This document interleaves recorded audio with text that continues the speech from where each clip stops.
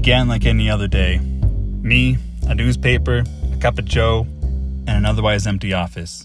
That was, until she walked in. She was wearing red heels with a long coat over a blue dress, last year's style.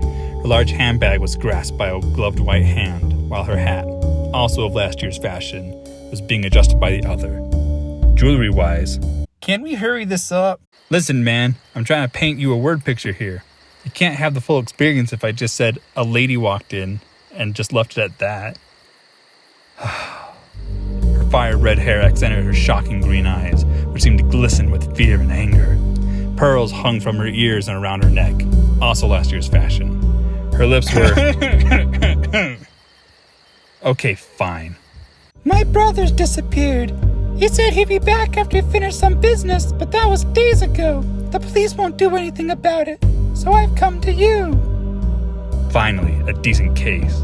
The last one was months ago, a vandalism case that turned out just to be the neighbor's kid's baseball through a window. What's his name? I said. Frank Morris, she said, sliding a photograph over. Any other info? That's for you to discover, she said, closing the door behind her. Not much to go off, just a name and a photograph. I needed more clues.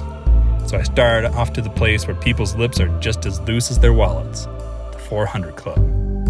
The dancers were completely obscured by cigar smoke, which was fine. I wasn't here for the girls. I was here for information. Oh, come on!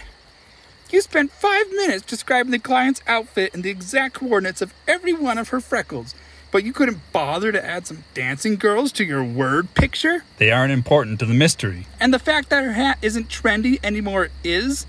Just skip to the good part, man. Fine. After much sleuthing, which I assure you was quite riveting, I deduced that he was in the industrial building. As the doors closed behind me, the light came on, revealing Frank Morris and his sister, with 44s trained at my heart.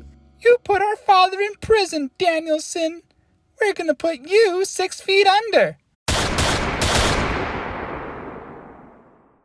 I may have been a bad cop, but I was always a good shot.